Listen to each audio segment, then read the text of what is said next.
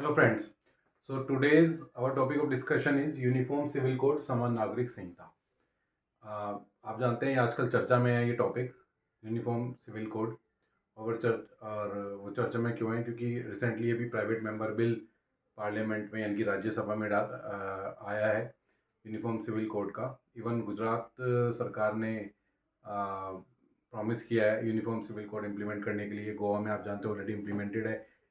Himachal Pradesh government ने बोला है अपने मैनिफेस्टो में यूनिफॉर्म सिविल कोड इम्प्लीमेंटेशन के लिए, और राज्यसभा में शायद पास हुआ है यूनिफॉर्म सिविल कोड मेंबर ये बिल जो प्राइवेट मेंबर से इंट्रोड्यूस हुआ है कि पाप से इंट्रोड्यूस हुआ है। तो बेसिकली काफ़ी चर्चा में हमेशा रहता है ये टॉपिक। और आप जानते हैं ये जब इलेक्शंस आते हैं तो ये चर्चा में हो जाता है, और जब गवर्नमेंट बन जाती है रिजल्ट आ जाता है उसके बाद ये चर्चा से बाहर हो जाता है। लेकिन इस बार थोड़ा चर्चा में ज़्यादा चल रहा है, तो क्योंकि ये चर्चा में है और ये काफ़ी इंपॉर्टेंट टॉपिक है, जाहिर है काफ़ी लोग जानते भी होंगे इसके बारे में। बट कुछ इंपॉर्टेंट फैक्ट्स है जो मैं आपको इसके ऊपर बताऊंगा, जो कि आप एग्जाम में अगर लिखेंगे तो definitely it will fetch you more marks as compare to other candidates. तो थोड़ा सा इसके बारे में देख लेते हैं। ज़्यादा इसके बारे में तो आपको पता ही होगा। Uniformity, what is uniform civil codes? Uniformity in personal laws across different religious communities। ठीक है ना? ठीक है। यूनिफॉर्मिटी इन पर्सनल लॉज, कौन कौन से personal laws? In marriage laws, divorce, adoption, maintenance. ठीक है ना? और next is succession, inheritance, etcetera etcetera. So basically uniform civil code बात करता है कि जो भी पर्सनल लॉज हैं, जो कि आप जानते हैं personal law is in this personal law is in concurrent list. So this is in concurrent list. तो कॉन्करेंट लिस्ट तो कोई भी कानून बना सकता है, इस पर संसद भी बना सकती है और राज्य सरकार भी बना सकती है, केंद्र सरकार राज्य सरकार दोनों कानून बना सकती है। और पर्सनल लॉज में यूनिफॉर्मिटी, क्योंकि अभी आप जानते हैं कि डिफरेंट कम्युनिटीज़ में डिफरेंट पर्सनल लॉज अभी इम्प्लीमेंटेड हैं। आप जानते हैं मैरिज कस्टम्स अलग हैं हिंदूज में, मुस्लिम्स में, क्रिश्चियंस में, सिख और ज्यूज, क्रिश्चियंस, ज्यूज में, पारसीज में। Similarly marriage law, divorce laws अलग हैं। वहाँ ट्रिपल तलाक था जो कि फाइनली 2020 में अबोलिश हो गया। Adoption, maintenance, adoption of a child, maintenance after divorce, succession, inheritance of property, इन सब में बहुत ही ज़्यादा वेरिएशन है। तो क्योंकि इतना ज़्यादा वेरिएशन है, बिल्कुल डिफरेंट है even with in a community. So this is different across different communities, across communities and with in a community also, with in a community also. आप जानते हैं नॉर्थ इंडिया में अलग है, साउथ इंडिया में अलग है कस्टम्स इन हिंदू रिलीजन। तो ये अक्रॉस डिफरेंट कम्युनिटी और within a community also there is drastic difference in personal laws, जिसकी वजह से national integration. So why it is required? Because आपका क्योंकि यूनिफॉर्मिटी नहीं है, हर जगह डिफरेंट पर्सनल लॉज हैं, तो उसकी वजह से तो यूनिफॉर्म सिविल कोड अगर नहीं है हमारे देश में तो उसकी वजह से प्रॉब्लम क्या हो रही है? एक तो नेशनल इंटीग्रेशन हैम्पर हो रहा है, hampering national integration.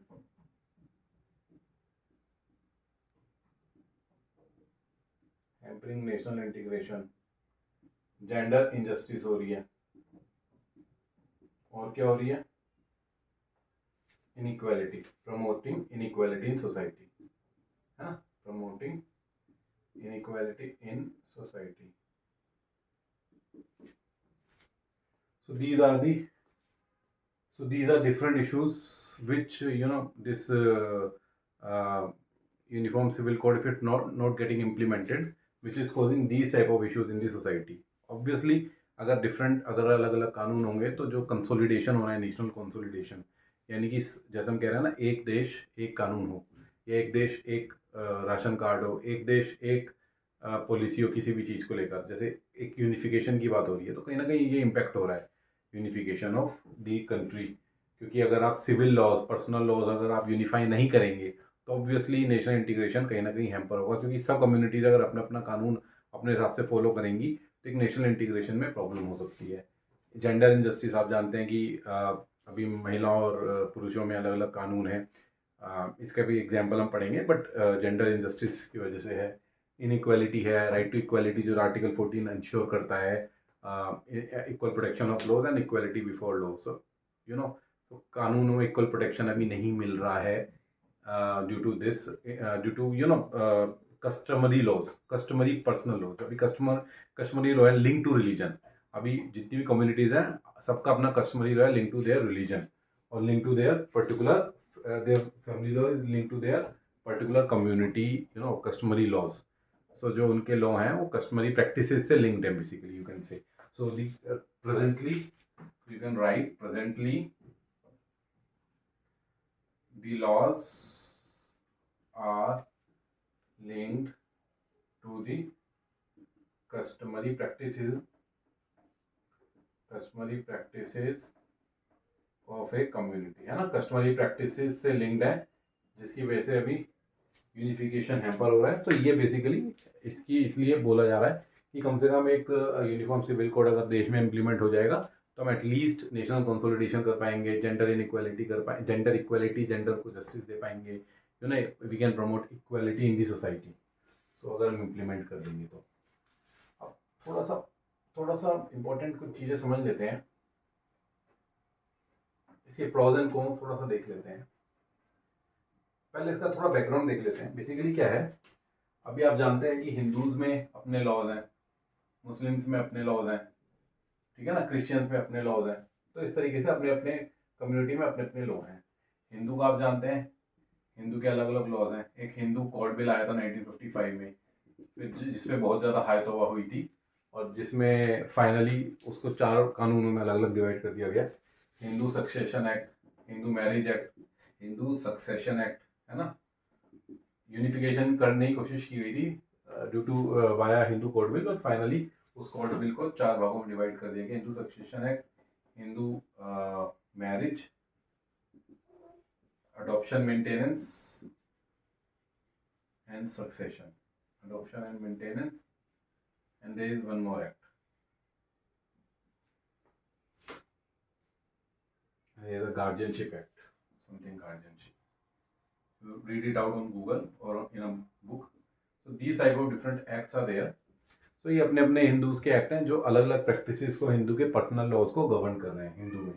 Similarly Muslims के अपने शरीयत एक्ट है 1937 में, जिसके तहत इसके मुस्लिम के गवर्न किए जाते हैं पर्सनल लॉज। क्रिश्चियंस का अपना है। तो अभी क्या इशू है, बेसिकली अभी प्रॉब्लम ये है कि सबके, क्योंकि अपने कानून हैं तो सबके अपने अपने अपने अपने डिफरेंट फैमिली लॉज हैं। हिंदुओं के अगर आप एक्ट देखेंगे तो हिंदू के जो कानून हैं अभी जो इम्प्लीमेंटेड हैं, जो which are currently which is in force actually, तो उसमें भी काफ़ी सारे इश्यूज हैं। उसमें क्या इशू है, फॉर एग्जांपल अभी थोड़ा इश्यूज की बात कर लेते हैं। अभी कानूनों में इशू क्या है जिसकी वजह से यूनिफॉर्म सिविल कोड की बात हो रही है लाने की।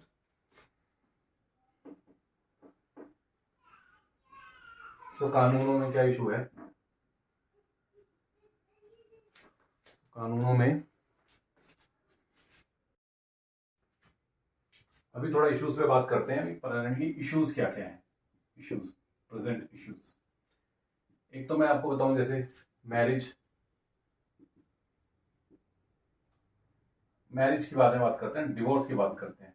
अभी डिवोर्स एडल्ट्री ग्राउंड पे हमारे हिंदू धर्म में, तो आप हिंदू में, क्रिश्चियंस में you can take divorce on the basis of adultery, but in Muslims you can not take, no adultery, divorce is permitted.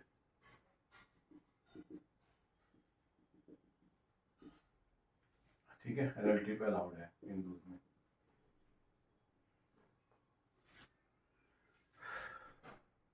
उसके अलावा मैरिज यहाँ पे मोनोगेमी,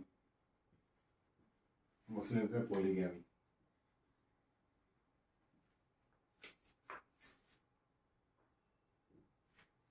हिंदूज में adoption, adopted son get property succession, है ना। Adopted son get property succession Hindu में। इसमें adopted son adopted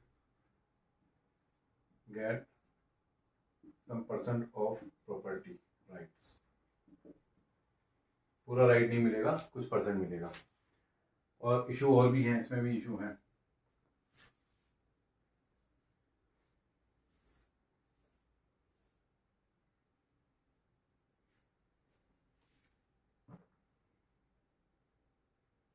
Hindus में आफ्टर डाइवोर्स एलिमनी अलाउड है। Sorry, alimony is allowed. Alimony has to be given. No alimony provision.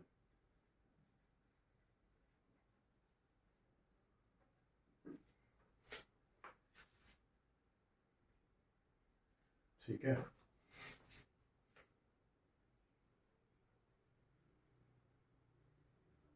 हिंदुओं में भी issues हैं अपने अपने।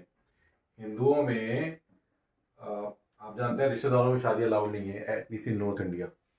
Cross cousin marriages are not allowed, but in when you go to south India cross cousin marriages are allowed. तो हिंदू में ही अपने आप में यूनिफिकेशन नहीं है लॉज का।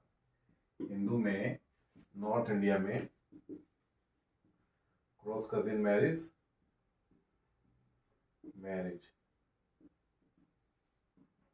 और साउथ इंडिया में क्रॉस कजिन मैरिज अलाउड।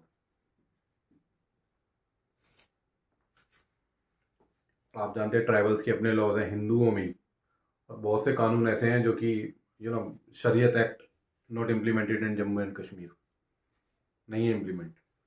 तो मुस्लिम्स में भी अपने आप में अलग अलग कानून है, अलग अलग प्रांतों से। तो ये बेसिकली अगर आप देखेंगे तो जो कानून है अभी प्रेजेंट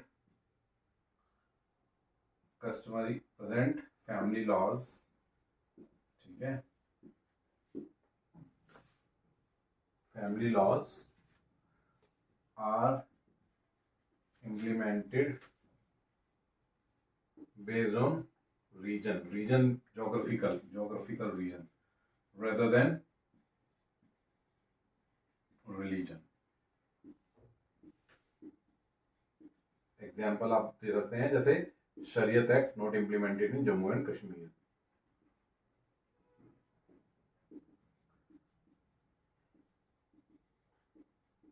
और बहुत से ये वाले जो एक्ट्स हैं हमारे, Hindu succession act, Hindu adoption and maintenance act, these acts are not implemented for tribal communities. Tribal के लिए अभी नहीं एप्लीकेबल है। तो बेसिकली ये सारे इश्यूज की वजह से, क्योंकि बहुत ही भिन्न obviously diversity, unity in diversity जरूर बोला जाता है, बट ये जो डाइवर्सिटी है, ये इतनी सारी जो डाइवर्सिटी है, ये जो डाइवर्सिटी है, इसकी वजह से बहुत प्रॉब्लम्स हमारे देश में आई हैं। जैसे मैं आपको बताता हूँ, ट्रिपल तलाक, जो ऐसी प्रैक्टिसेस हैं जो कि जेंडर इनजस्टिस कर रही हैं और या फिर नेशनल इंटीग्रेशन को हैम्पर कर रही हैं, वो डेफिनेटली अबेंडन करनी चाहिए। जैसे ट्रिपल तलाक, ये कहीं ना कहीं आर्टिकल 14 और आर्टिकल 21 को हैम्पर करती थी, तो इसलिए कोर्ट ने इसको नल एंड वॉइड कर दिया और फिर बाद में संसद ने कानून बना के इसको इलीगल घोषित कर दिया, ट्रिपल तलाक को। इसी तरीके से पॉलीगैमी, जो कि मैरिज मुस्लिम्स में अलाउड है, ये भी अबेंडन होनी चाहिए। एडल्ट्री को ग्राउंड बनाना चाहिए of divorce.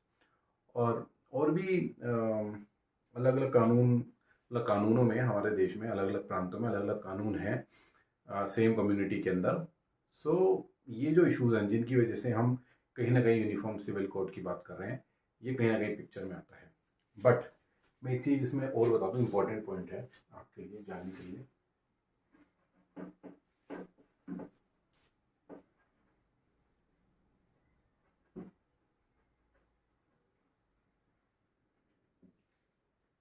Uniform civil code article 44 में लिखा है हमारे, जो कि DPSP है, डायरेक्टिव प्रिंसिपल स्टेट पॉलिसी। तो उसमें क्या लिखा है? The state shell endeavor to secure for all its citizens a uniform civil code throughout the territory of India. Throughout the territory of India. So जो स्टेट है वो secure करेगा अपने सभी सिटीजन्स के लिए एक यूनिफॉर्म सिविल कोड, यानी कि प्रयत्न करेगा।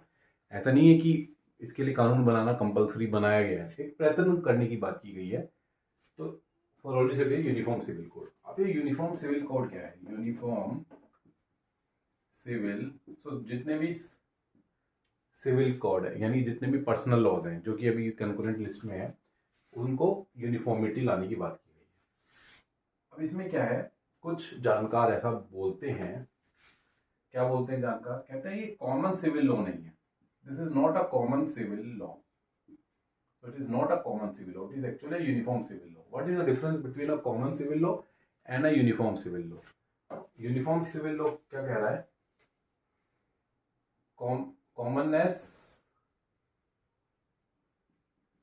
commonness in laws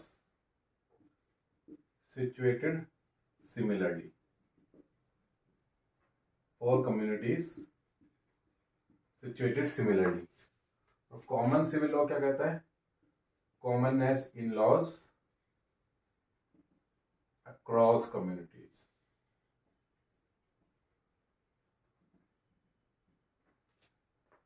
तो बेसिकली क्या डिफरेंस है?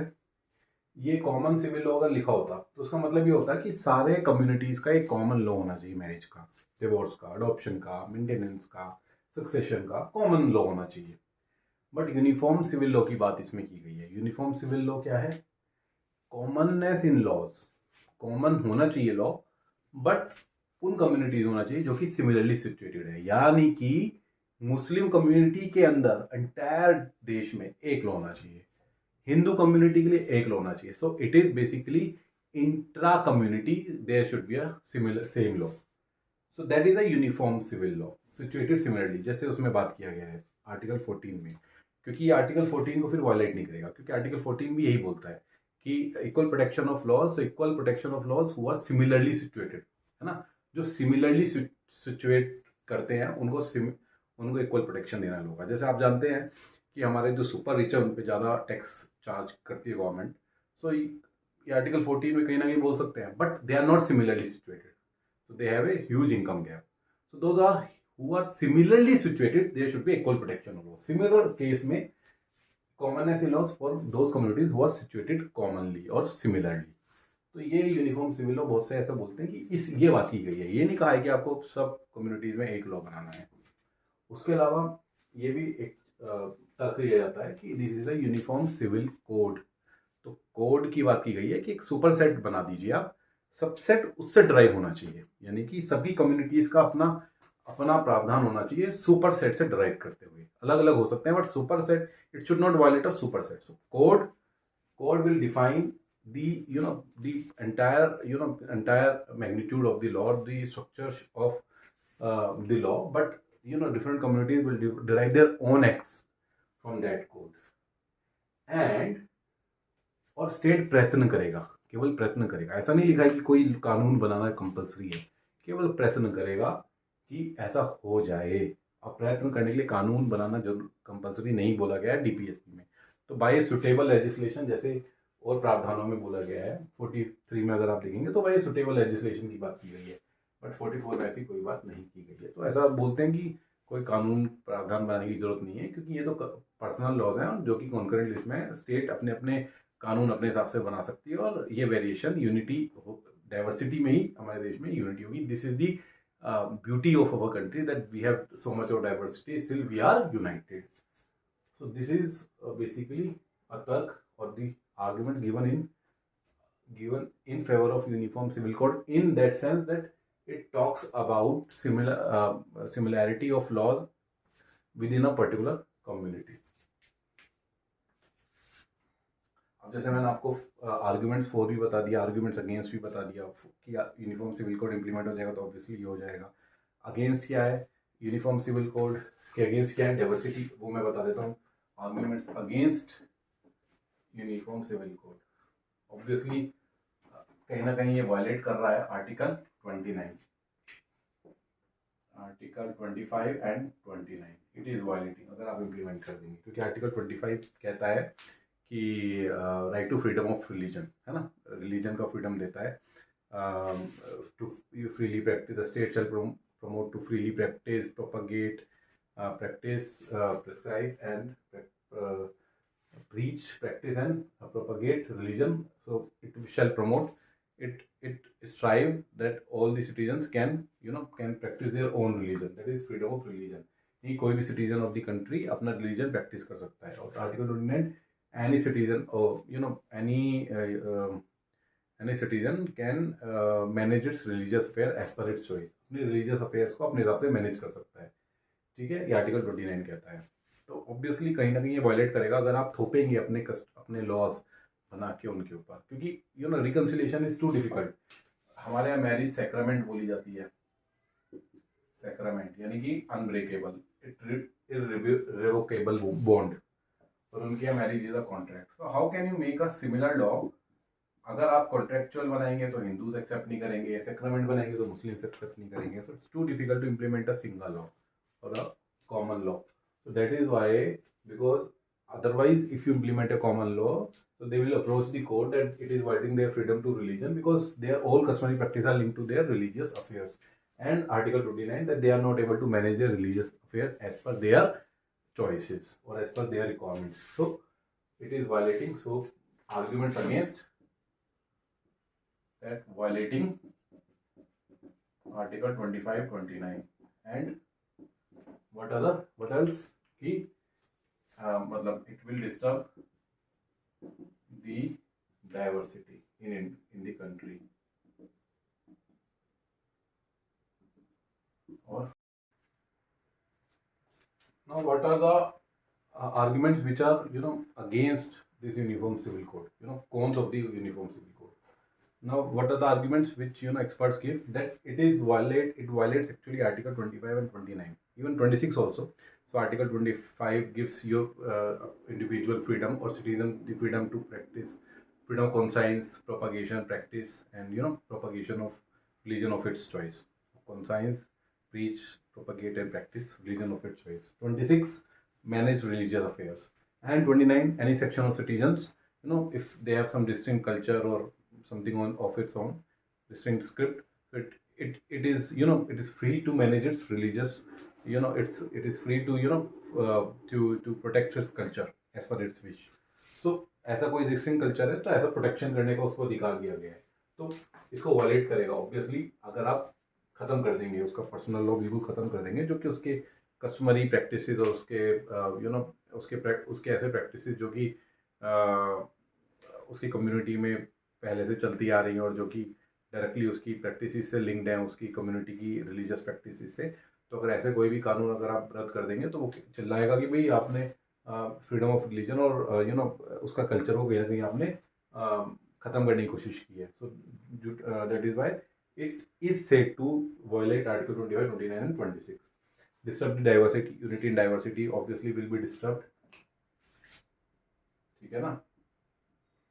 ट्राइबल्स, ऑब्वियसली ट्राइबल्स का जो प्रोटेक्शन दिया गया हमारे संविधान में और आर्टिकल 371A to 371H, जो अलग अलग स्टेट्स को अलग अलग उनके पर्सनल लॉस को प्रोटेक्शन दिया गया है इन प्रावधानों के तहत अलग अलग राज्यों को, तो कहीं ना कहीं वो भी डिस्टर्ब होगा.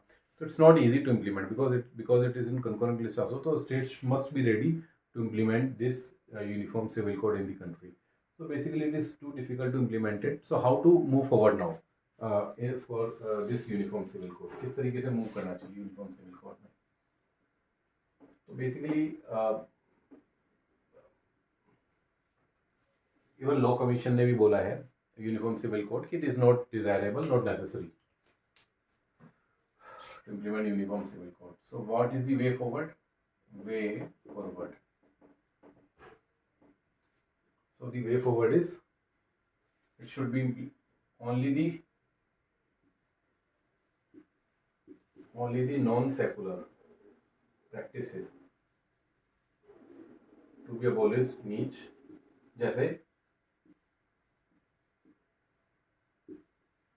abolished इन लॉज है ना, ऐसी प्रैक्टिसेस जो नॉन सेकुलर है. सेकुलरिज्म की फैब्रिक जो हमारा सेकुलर फैब्रिक है उसको डिस्टर्ब करता है. तो ऑब्वियसली ऐसे प्रैक्टिसेस को आपको अबलिश करना चाहिए उस पर्टिकुलर कानून में से जाके. जैसे इन्होंने ट्रिपल तलाक अबोलिश किया, ठीक है ना, ट्रिपल तलाक अबोलिश किया.